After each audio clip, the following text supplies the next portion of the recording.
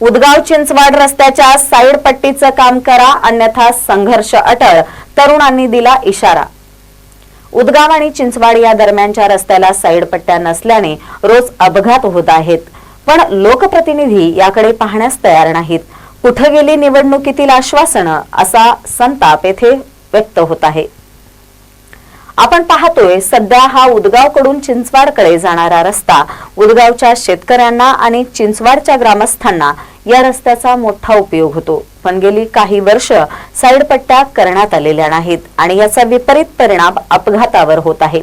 दोन वाहनं आमने सामने आली की खाली कोण उतरायचं यावरून प्रथम वाद होतो, यात बडवाबडवी होते, शिवाय एखादं वाहन बेगात खाली गेलं की पलटी मारतं।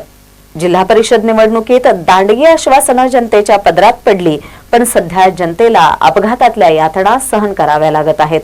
निवडणुकीत दिलेल्या आश्वासनाची पूर्तता करण्यासाठी नेत्यांनी साईड पट्टीचं कामाला निधी आणावा अशी मागणी केली जात आहे।